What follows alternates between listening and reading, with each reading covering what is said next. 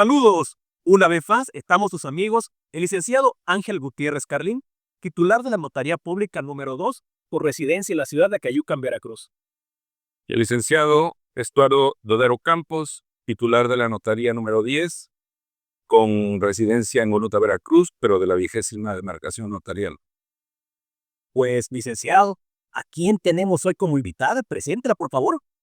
Pues la verdad nos sentimos muy honrados con su visita, su presencia, y vamos a dar los datos curriculares de la doctora María Lilia Viveros Ramírez, magistrada adscrita a la 8ª Sala del Tribunal Superior de Justicia del Poder Judicial del Estado de Veracruz. Ella es radicada en la ciudad de Orizaba, obviamente del Estado. Nació el 2 de noviembre de 1976. Se licenció en Derecho por la Universidad Veracruzana, obteniendo titulación automática por promedio en 1999. Es especialista en Derecho Administrativo por el Centro de Estudios de Posgrado, Universidad de Salamanca, España. En 2015 obtuvo el grado de doctora en Derecho Público por el Instituto de Investigaciones Jurídicas de la Universidad Veracruzana, con la tesis Protocolo Metodológico Argumentativo para Sentencias Judiciales, protector del principio pro persona. Ha sido docente de tiempo completo, ganado por oposición en la Facultad de Derecho de la Universidad Veracruzana, con el perfil de Filosofía del Derecho. Académica por asignatura de la Facultad de Derecho de la Universidad Veracruzana, directora de tesis en los temas de derechos humanos y derechos humanos de las mujeres. En 2017 fue postulada por la Facultad de Derecho de la Universidad Veracruzana como integrante del grupo interinstitucional y multidisciplinario que da seguimiento a la alerta de violencia de género por agravio comparado en el estado de Veracruz de Ignacio de la Llave, en el que trabajó de manera honorífica hasta el año 2020. Fue coordinadora de la Academia de Filosofía, Teoría del Derecho y Disciplinas Jurídicas Auxiliares. Desempeñó el cargo nombrada por la rectora de Coordinadora Regional de Equidad de Género en la zona Jalapa de la Universidad Veracruzana. Actualmente, como lo dije al principio, es magistrada del Poder Judicial del Estado en materia familiar desde el año 2020. Ella se ubica en la 8ª sala. Doctora, a ver, escuché que usted está en una sala familiar. Correcto. ¿Es correcto? Sí, es correcto. Bueno, aprovechando, he escuchado un término llamado compensación económica. ¿Sí nos puede platicar qué es? ¿O de qué trata? ¿Qué significa? Claro que sí. Primero que nada, es un gusto atender a la gentileza de la invitación de ambos compañeros notarios del sur del estado con mucho prestigio y que se encargan de que la ciudadanía se acerque a las figuras jurídicas y las ejerza responsablemente. Justamente, la compensación económica es una figura del derecho de familia que tiene que ver con el patrimonio de los matrimonios que eligieron cuando se casaron el régimen de separación de bienes. Y cuando llega el momento del divorcio, pues el régimen de separación quiere decir que cada quien se lleva lo suyo. Pero esta compensación económica es una nueva figura que nos obliga a observar las condiciones de la separación. Caray. Muy bien. Bueno, en ese sentido, entonces, como una manera de que usted abunde, doctora, ¿qué podemos entender por compensación económica en el contexto del derecho familiar y cuál sería su propósito principal? El propósito principal es que cuando en un matrimonio, ¿verdad? A pesar de que eligieron la separación de bienes, esto es cuando no entra al matrimonio, ¿verdad? Que a veces dicen, bueno, pues no tenemos mucho y cada quien va a trabajar y haremos cada uno lo suyo y para no revolver los patrimonios, o a lo mejor alguien ya entra con patrimonios a la figura matrimonial, va a ser la posibilidad de que años después, es decir, transcurrido ya el matrimonio, si llega el momento en el que expresa el dar por terminada esta figura, es decir, el divorcio, que hoy por hoy la figura es de un divorcio incausado, y se van a separar los patrimonios con los que entraron y con los que hicieron durante el matrimonio, pues técnicamente cada uno se lleva lo suyo. Sí es. Sin embargo, esta figura lo que viene es abrir una posibilidad que cuando hay esta separación de bienes se pueda evaluar si es que alguno de los exconsortes en el momento del divorcio aportó con trabajo y dedicación al hogar para que el otro cónyuge pudiera crecer su masa patrimonial, ¿sí? Y que finalmente en la ruptura, si cada uno se lleva lo suyo, pues va a haber una desigualdad, ¿no? Que hay que compensar económicamente. Bueno, yo quisiera preguntar ejemplos, pero a ver, ¿qué pasa en este caso? Tenemos el ejemplo de un señor que es multimillonario. Bueno, es millonario.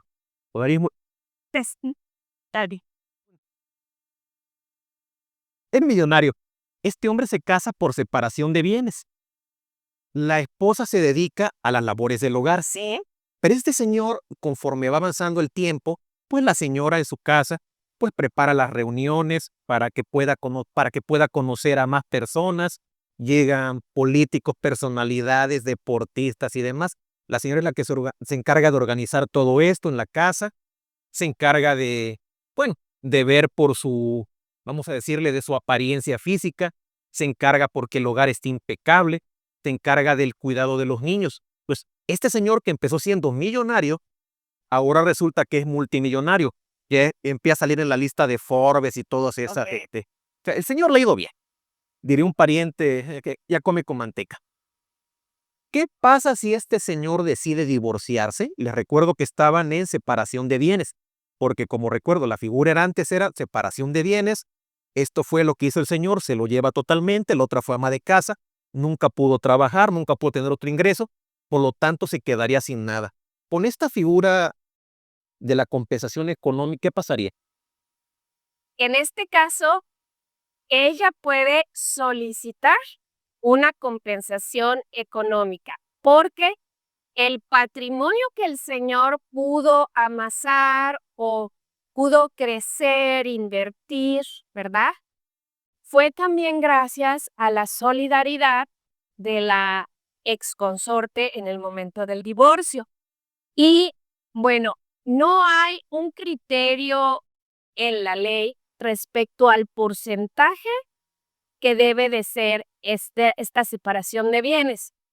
Algunos tribunales federales han pautado que como la separación de bienes, vamos a pensar, es la antítesis de la sociedad conyugal y la sociedad conyugal es 50-50, han propuesto que sea todo lo que se hizo durante el matrimonio dividido 50-50, pero no es un parámetro legal obligatorio.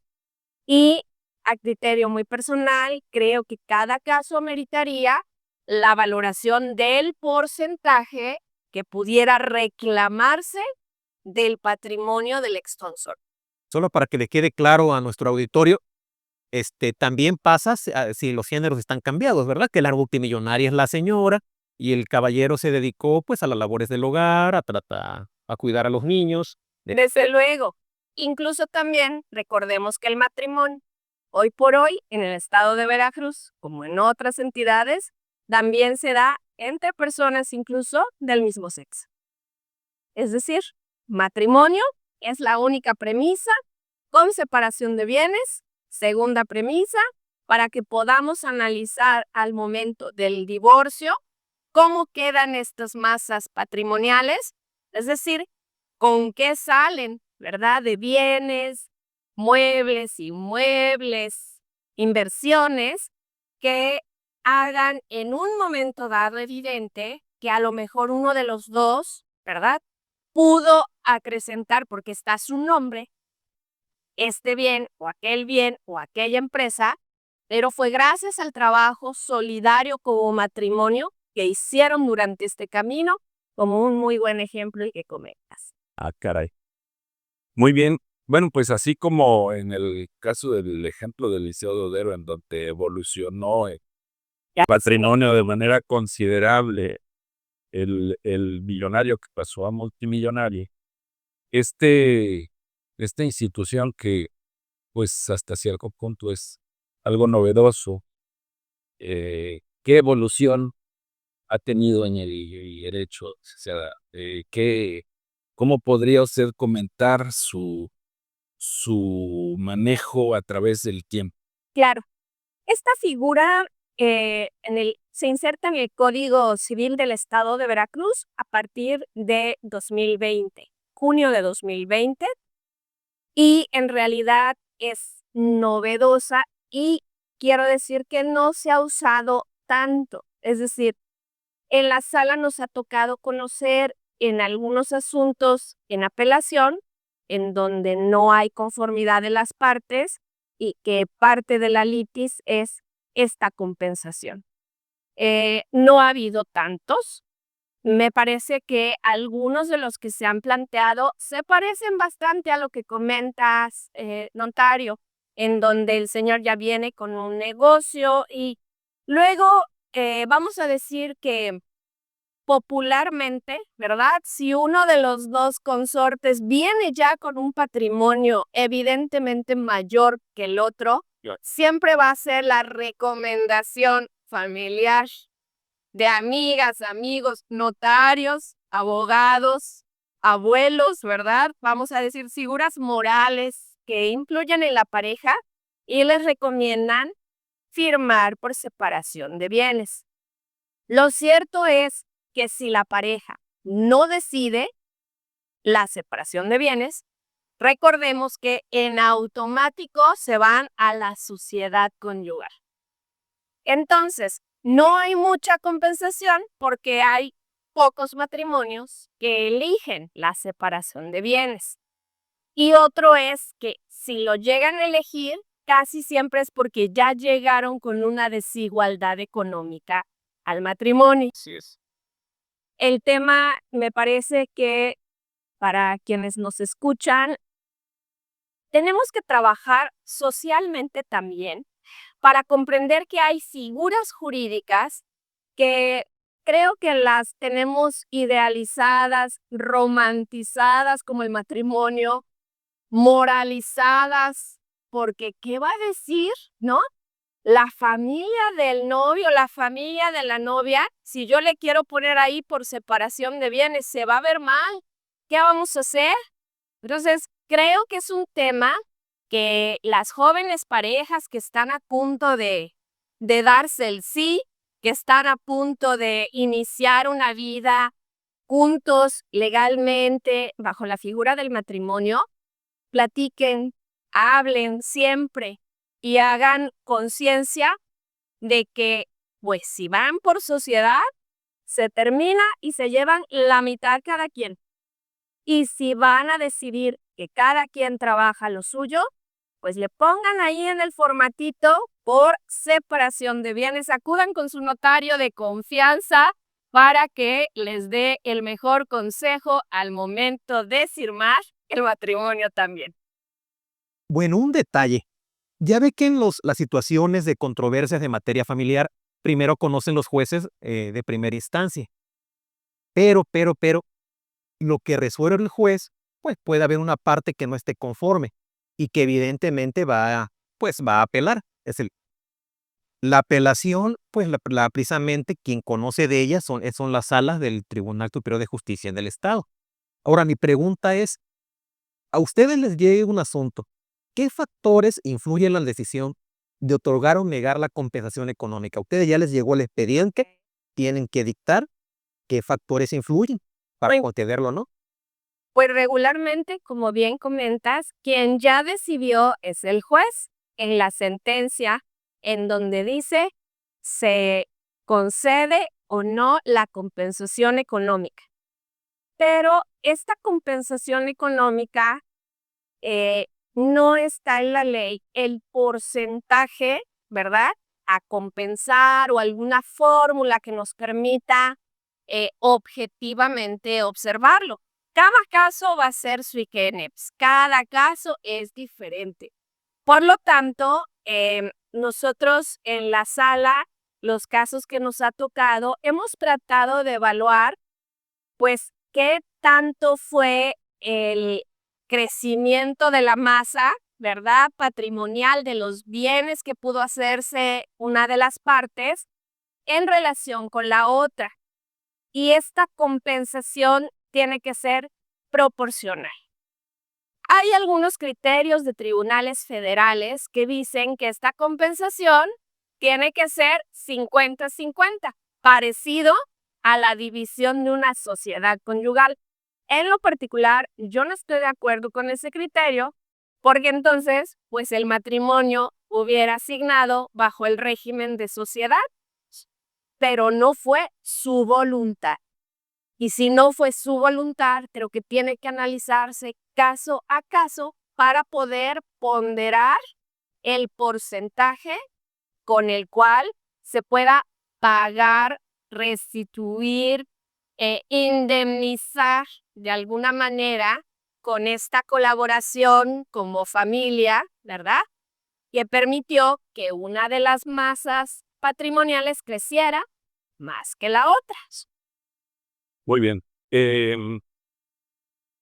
Pero en ese sentido, valdría la pena, y tomando en cuenta que pues nos ven colegas profesionales del derecho, pero también nos hacen el favor de prestarnos su atención en estas cápsulas, pues gente que no tiene estudios de derecho y a quienes hay que aclararles o clarificarles algunas cuestiones como las que estamos mencionando. Entonces, yo creo oportuno que usted nos expusiera la diferencia entre esa compensación económica y la pensión alimenticia. Sí, desde luego. Bueno, si me permiten, serían 3 figuras. La pensión alimenticia ordinaria, que el primero de los elementos que vamos nosotros a valorar es que haya una relación de familia, ¿no? Que haya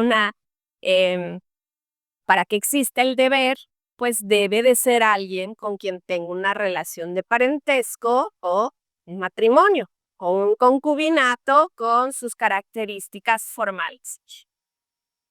Y este deber pues nace dentro de la familia.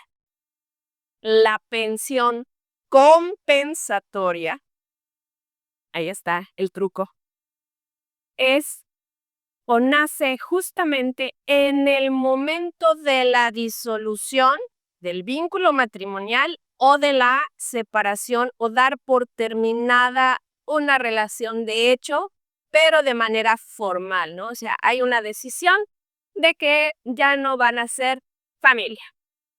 Ese es el momento en el que se tiene que evaluar cómo se encuentran las partes, porque la pensión compensatoria tiene como finalidad dignificar que si una de las partes queda en desventaja económica, es decir, me mantiene mi marido, ¿no? O al revés, puede ser, o dentro del matrimonio, cualquiera de las dos personas fue la que cumplió el rol de proveedor y la otra parte asumió otros roles. Entonces, quien no es proveedor, pues se va preocupado de que, ¿y ahora de qué voy a vivir? Yo era derechohabiente del Seguro Social o tenía mis medicamentos mes con mes porque me tenía dada de alta mi esposo, pero ahorita ya no voy a ser derechohabiente porque el divorcio puede permitir que den de baja, ¿verdad?, a las personas.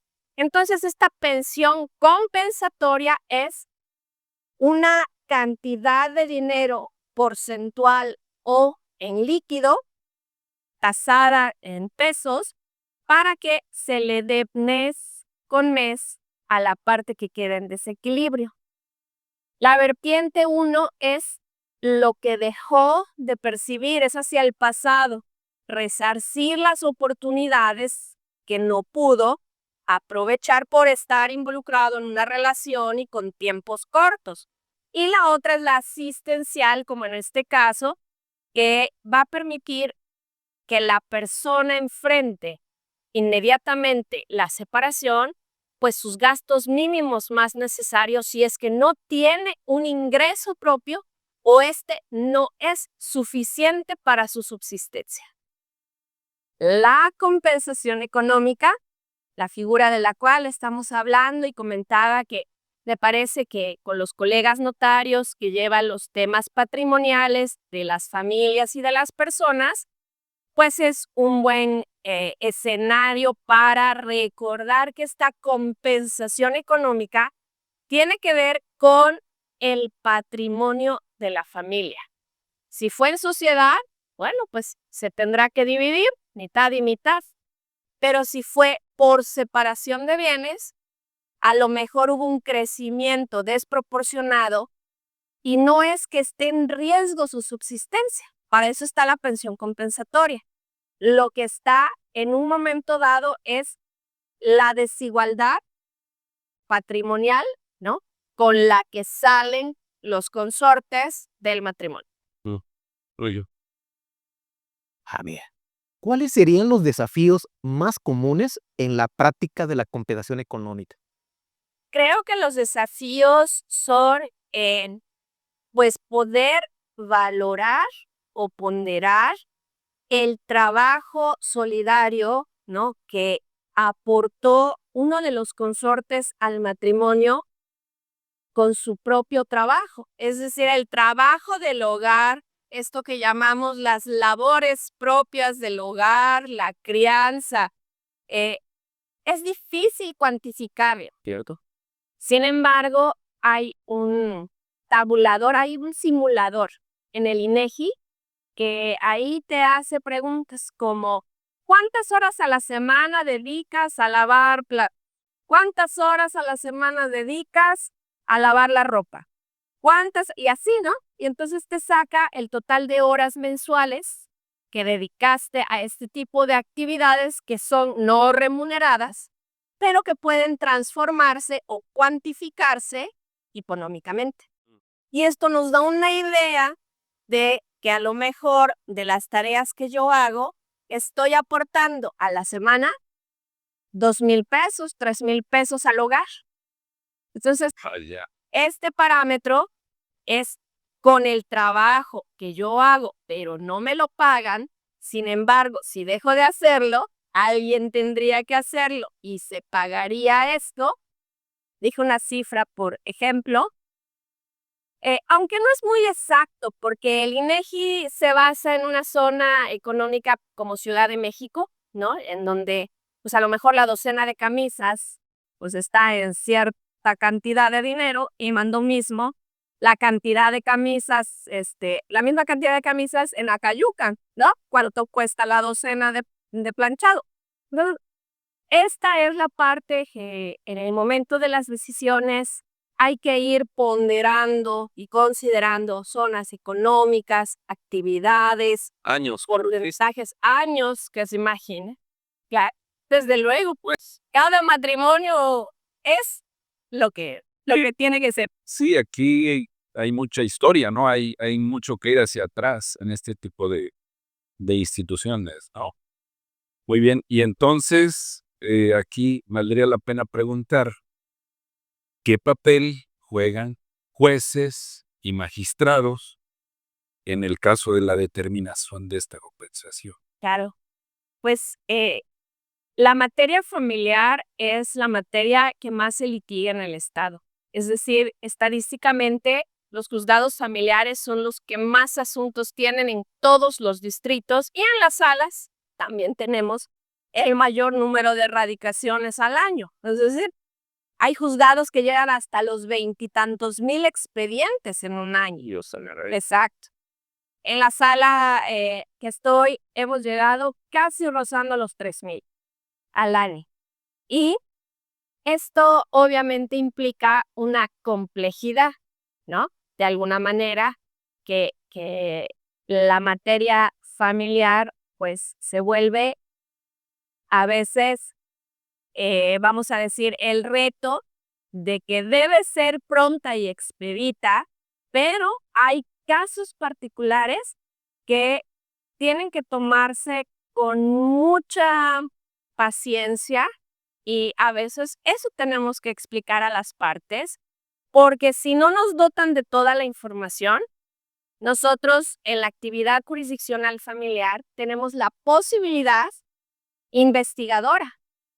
Podemos solicitar al banco, al registro público de la propiedad, a otras instituciones para armar el panorama económico lo más completo posible de esa familia para poder tomar determinaciones, pero creo que las partes que son las que construyen el procedimiento con sus abogadas y abogados ante el juez, pues son los que tienen que dotarnos de toda la información. Si no fuera así, entonces tenemos que entrar en suplencia de la deficiencia de agravios para terminar de formar el criterio, y creo que esa es la parte más difícil, porque si pido informes al SAT, a los bancos, o sea, va a tardar muchísimo o más de lo esperado y las personas empiezan a desesperar, pero siempre platico con abogados, bríndenme toda la información posible. Apóyennos.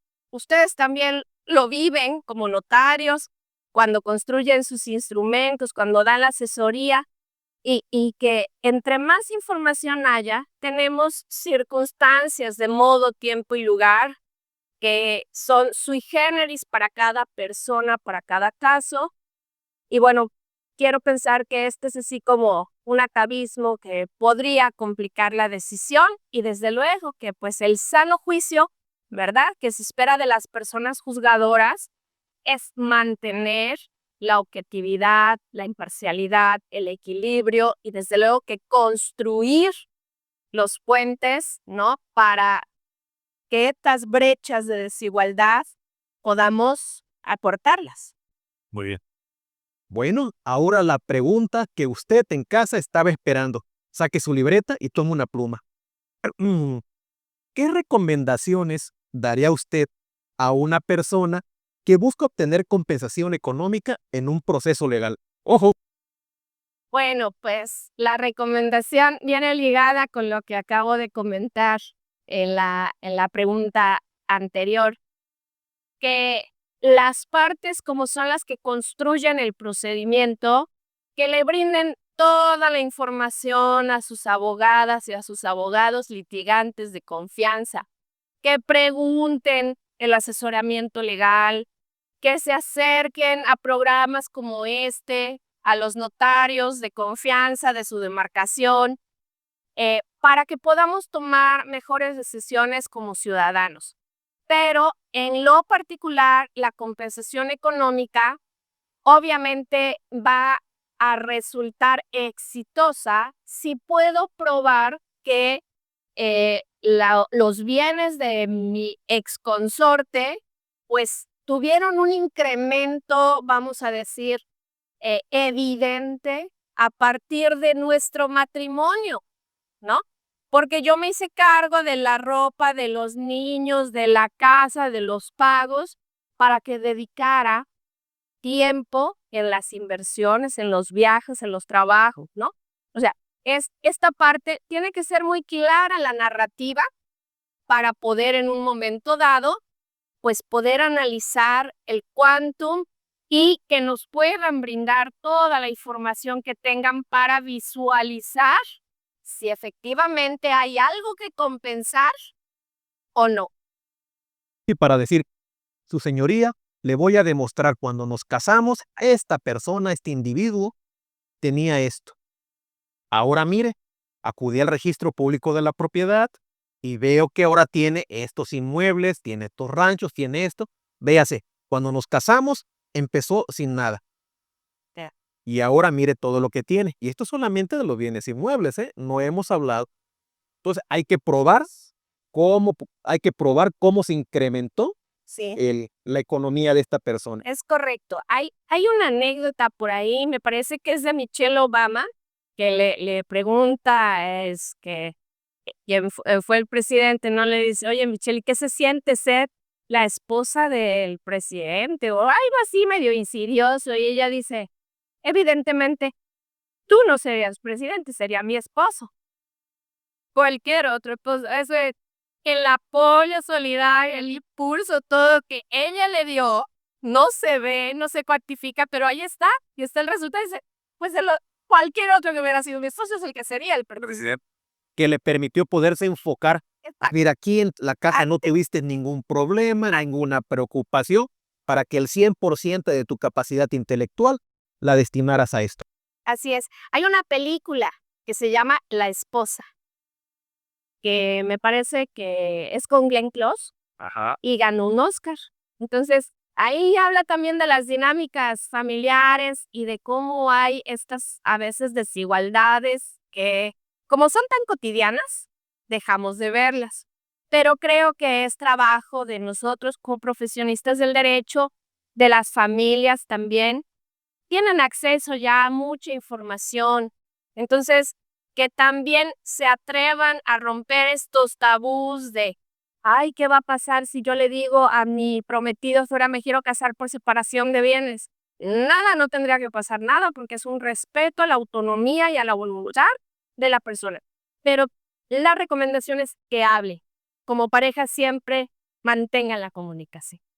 Y esa película no será un poco biográfica de Michelle Obama. Ah, no, esta es otra película. Ya mezclé una cosa con la otra, pero la anécdota de Michelle, ahí está. Muy bien. Y la película La esposa también, tiene enseñanza. Muy bien. Pues realmente nos sentimos muy honrados con la visita de la doctora Viveros. Eh, Hemos tocado con ella las cuestiones relativas a la compensación económica porque es un tema nuevo, es un tema pues que mucha gente no conoce y ella realmente ha dado explicaciones muy claras, muy precisas. Pero bueno, estamos, independientemente del tema de la compensación económica, estamos también en este año a punto de vivir una etapa muy novedosa en donde pues se van a elegir integrantes del Poder Judicial. Eh, Obviamente la doctora nos visita con otro tipo de temas, pero si, si se vale, yo le preguntaría, bueno, en este procedimiento, en este proceso que se va a vivir, la doctora Viveros tiene algo que comentarnos al respecto. ¿Hay alguna intención, alguna inquietud que nos pudiera exteriorizar? Obviamente, como usted considere la respuesta.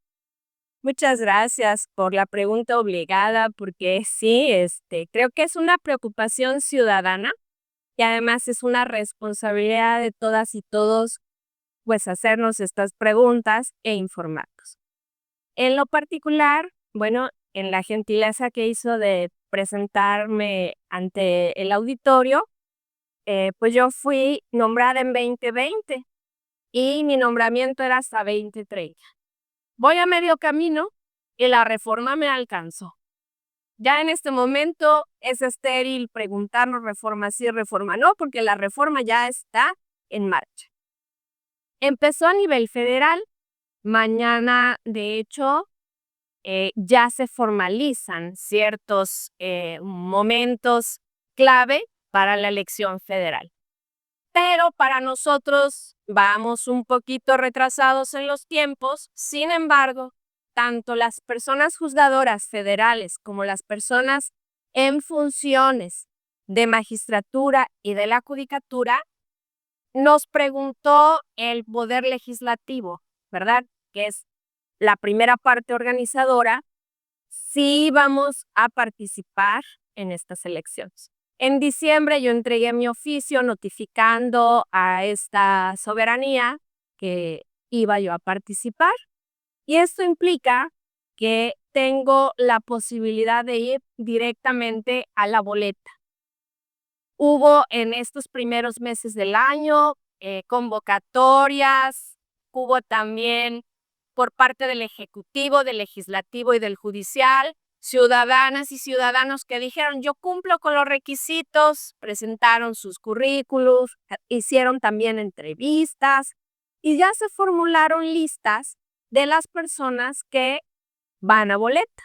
Entonces, la autoridad electoral está construyendo el andamiaje, estamos muy atentos, muy respetuosos de los tiempos y de las instituciones pues que mandan en ese proceso, y desde luego que una servidora junto con otros compañeros en funciones en diferentes materias aceptamos ir a boleta. Es decir, nos someteremos a la decisión de la ciudadanía para saber, ahora nos toca ser juzgados a nosotros, ¿verdad? Nuestro perfil, nuestro trabajo, nuestro comportamiento social, para saber si nos votan y en caso dado, pues si eligen, porque va a ser una diversidad de personajes, y creo que lo más importante es que la ciudadanía vote, que haga su elección, que se informen oportunamente. En la página del OPLE